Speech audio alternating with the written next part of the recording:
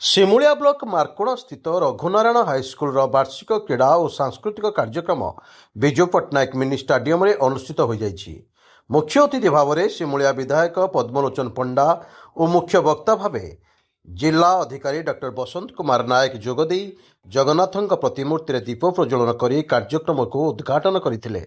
विद्यालय प्रधान शिक्षक कैलाश चंद्र माझी सभापतित्व में सम्मानित अतिथि भाव जिला परिषद सभ्य रमेश चंद्र साहू, ब्लॉक अध्यक्ष बाबाजी चरण मल्लिक, पुरातन छात्र संसद सभापति गोकुलानंद मिश्र, परिचालना कमिटी सभापति माधव चंद्र पंडा प्रमुख जोगदे वक्तव्य प्रदान करथिले। शिक्षयित्री संध्याराणी पाणिग्राही मंच आह्वान और अतिथि परिचय प्रदान करने बेले प्रधान शिक्षक कैलाश चंद्र माझी वार्षिक विवरणी पाठ करथिले। एही अवसर में वार्षिक क्रीड़ा कृति प्रतियोगी मानकु एही मंच उपरे अतिथि मानक द्वारा मानपत्र और शिल्ड दे संबर्धित करा जायतिला। शेषरे शिक्षयित्री कांचनवाला मल्लिक धन्यवाद अर्पण करथिले। समस्तक पई आमे टिके करताली दवा पिला माने करताली तो अंत दियो टिके। भाग्यश्री गिरी,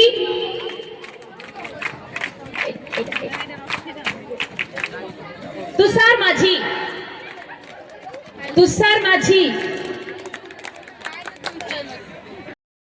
सिमुलिया बनमाली महाकुड़ रिपोर्ट स्वतंत्र ओडिशा लाइव।